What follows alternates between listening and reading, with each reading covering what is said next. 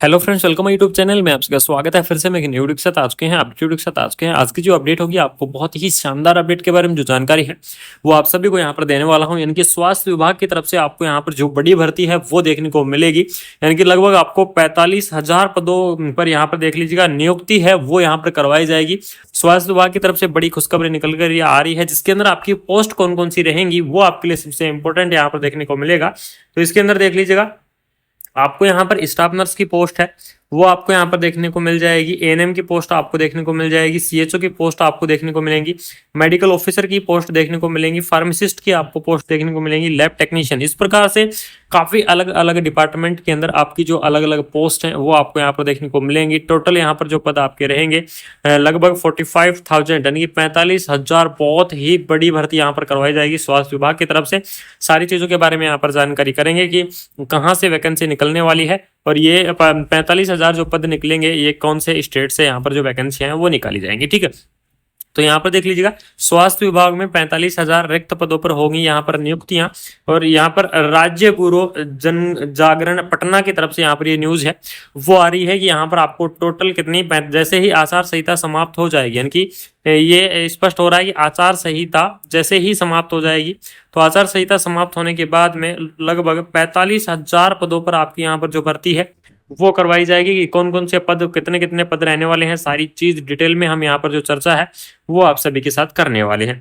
यहाँ पर देख लीजिएगा, आदर्श आचार संहिता समाप्त होते ही सरकार ने नियुक्तियों का पिटारा खोल दिया है। यानी कि ज्वाइनिंग का यहाँ पर क्या कर दिया गया है, पिटारा खोल दिया गया है। जॉब यहाँ पर बहुत ही बड़ी मात्रा में यहाँ पर आपको जॉब है वो देखने को मिल जाएंगी।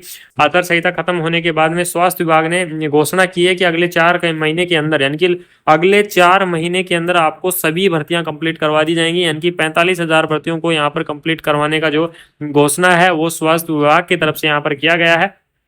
ठीक है, इसके अंदर चुनावी भागदौड़ समाप्त होते ही राज्य स्वास्थ्य मंत्री मंगल पांडे गुरुवार को कार्यालय पहुंचे और उन्होंने वरिष्ठ अधिकारियों के साथ स्वास्थ्य से जुड़ी योजनाओं में समीक्षा की। यानी कि यहाँ पर क्या हुई थी, एक मीटिंग हुई थी। मैं आपको अगर डिटेल में चर्चा करके बता दूं, एक यहाँ पर मीटिंग हुई थी। ठीक है, और मीटिंग के बाद में यहाँ पर उस मीटिंग के अंदर ये निर्णय लिया है कि 45 यानी कि 45,000 जो पद हैं वो यहाँ पर निकाले जाएंगे और अगले अगले 4 महीनों के अंदर, ठीक है, आगामी 4 महीनों के अंदर ये भर्ती है वो कंप्लीट करवाई जाएगी। ये सभी पद यहाँ पर कंप्लीट करवाए जाएंगे। तो इनके बारे में जानकारी आप सभी को यहाँ पर दूंगा। इसमें देख लीजिएगा, पदों का डिवाइडेशन भी किया गया है कि कौन कौन से पद आपके यहाँ पर रहने वाले हैं। यहाँ पर देख लीजिएगा, आचार संहिता होते ही नियुक्ति को पिटारा खुल गया है। 4 महीने के अंदर डॉक्टर, नर्स सहित अन्य पदों पर यहाँ पर क्या होने वाली है, नियुक्ति होने वाली है। और ये पद आपके कौन कौन से रहने वाले हैं, सबसे पहले उन पद के बारे में यहाँ पर जो डिस्कस है वो आप सभी के साथ यहाँ पर करने वाला हूँ। तो यहाँ सहायक प्रधानाध्यापक, यानी कि आपको टीचर की वैकेंसियां भी आपको आने वाली हैं बिहार की तरफ से। तो सहायक प्रधानाध्यापक की 1339 पद है। विशेष चिकित्सा अधिकारी की 3523 पद है। सामान्य चिकित्सा अधिकारी की 300, यानी कि ये स्पेशलिस्ट हैं और ये फिजिशियन है। ठीक है, उसके बाद में सामान्य जो चिकित्सा अधिकारी संविदा पर होने रहेंगे वो 1290 पद रहेंगे। उसके बाद में डेंटल ऑफिसर या फिर डेंटल मेडिकल ऑफिसर की पोस्ट है, इसके लिए आपको 64 पद दिए गए हैं। सिस्टर ट्यूटर, यानी कि जो नर्सिंग ट्यूटर है, नर्सिंग ट्यूटर की भी यहाँ पर जो वैकेंसियां हैं वो निकलेंगी। तो बहुत ही धमाकेदार वैकेंसियां यहाँ पर निकाली जा रही है। नर्सिंग ट्यूटर की आपको 362 वैकेंसी आपको देखने को मिल जाएंगी। उसके बाद में देख लीजिएगा, स्टाफ नर्स की अगर मैं बात करूँ तो स्टाफ नर्स की आपकी पोस्ट होने वाली है बिहार की तरफ से, यानी कि बीटीएससी आपको परमानेंट भर्ती यहाँ पर करवाई जाएगी। 6,298 पद यहाँ पर रहने वाले हैं।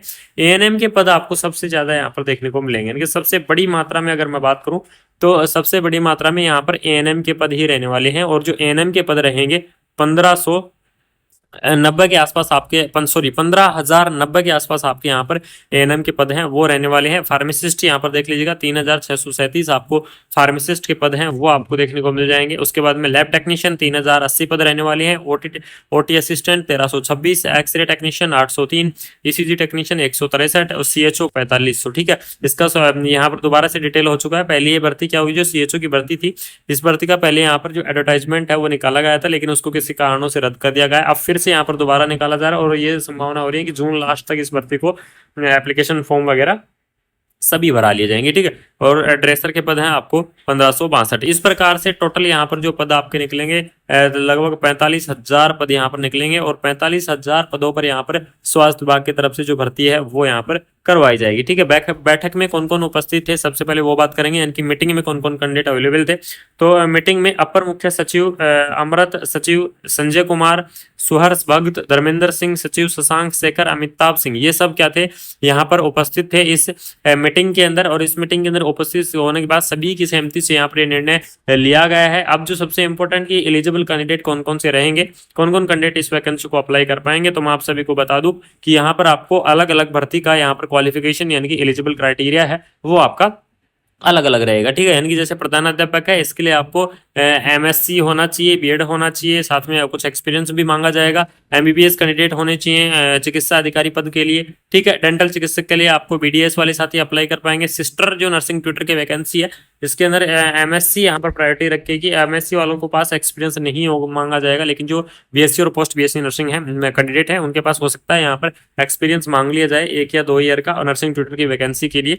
उसके बाद में नर्स की पोस्ट है, नर्स की पोस्ट के लिए यहाँ पर कौन कौन कैंडिडेट एलिजिबल्स रहेंगे, तो नर्स की पोस्ट के लिए यहाँ पर आपको जीएनएम जो कैंडिडेट हैं वो भी वैकेंसी को अप्लाई कर पाएंगे, बीएससी नर्सिंग कैंडिडेट अप्लाई कर पाएंगे, post BSc nursing candidate apply कर पाएंगे। इनकी नर्सिंग डिग्री और डिप्लोमा सभी जो कैंडिडेट है वो यहाँ पर नर्स की पोस्ट को क्या करेंगे अप्लाई कर सकेंगे। ठीक है, अब बात करेंगे एएनएम की पोस्ट के लिए। तो मैं आपको बता दूं एएनएम की पोस्ट के लिए आपको एएनएम कोर्स कंप्लीट होना चाहिए, यानी कि जिन्होंने एएनएम कोर्स कंप्लीट कर रखा है वो साथी क्या करेंगे एएनएम की वैकेंसी को अप्लाई कर पाएंगे। फार्मासिस्ट के लिए यहाँ पर सबसे इंपॉर्टेंट रहेगा, फार्मासिस्ट के लिए आपको डी फार्मा और बी फार्मा है। अगर आपने मान लीजिए फार्मेसी के अंदर डिग्री कर रखा है या फार्मेसी के अंदर अगर आपने डिप्लोमा कर रखा है तो दोनों कैंडिडेट यहाँ पर क्या करेंगे इस वैकेंसीज को अप्लाई कर सकते हैं। एक्सरे जो टेक्नीशियन है, एक्सरे टेक्नीशियन के लिए आपको यहाँ पर कोर्स होगा, इसी को करना पड़ेगा। लैब टेक्नीशियन की अगर मैं बात करूँ तो लैब टेक्नीशियंस के लिए आपको यहाँ पर डीएमएलटी और एमएलटी वाले जो साथी हैं वो इस वैकेंसीज को यहाँ क्या कर पाएंगे अप्लाई कर पाएंगे। ठीक है, उसके बाद में यहाँ पर देख लीजिएगा सीएचओ की पोस्ट आपको दी गई है जिसमें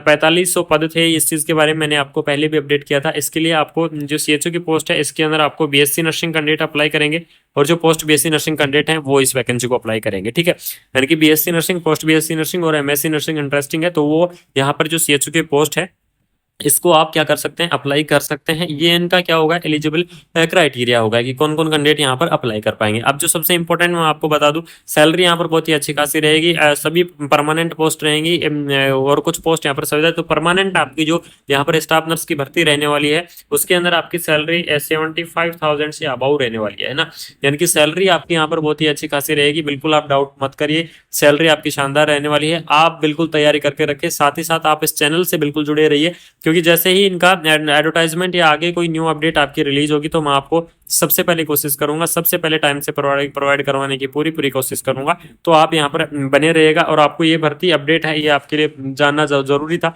कि कितनी भर्ती आपको यहाँ पर स्वास्थ्य विभाग की तरफ से आने वाली है। बड़ी शानदार अपडेट आई है स्वास्थ्य विभाग की तरफ से। इतनी बड़ी खुशखबरी शायद पहले कभी नहीं मिली होगी कि 45,000 पदों पर यहाँ पर जो सरकार है वो क्या करवाने जा रही है भर्ती करवाने जा रही है जिसके अंदर सभी पोस्ट आपको दी गई है। सबसे इंपॉर्टेंट ये रहेगा कि इसके अंदर पोस्ट आपको सारी दी गई है जिसमें medical officer, lab technician, pharmacist, staff nurse, nursing tutor सभी पोस्ट आपको दी गई है। तो ये अगर इन्फॉर्मेशन आपको अच्छी लगी, वीडियो अच्छी लगी तो चैनल को सब्सक्राइब करके बेल आइकन को ऑन करें, साथ में वीडियो को ज्यादा से ज्यादा शेयर कर दें क्योंकि अगले 4 मंथ के अंदर ये वैकेंसी कंप्लीट करवाई जाएगी। अगर मैं कुल मिला के बात करूं कि इसकी लास्ट डेट आपकी आगामी 4 मंथ होने वाले हैं। आपके लिए बहुत ही शानदार अपडेट रहने वाली है तो ज्यादा से ज्यादा वीडियो को शेयर कर दीजिएगा। जय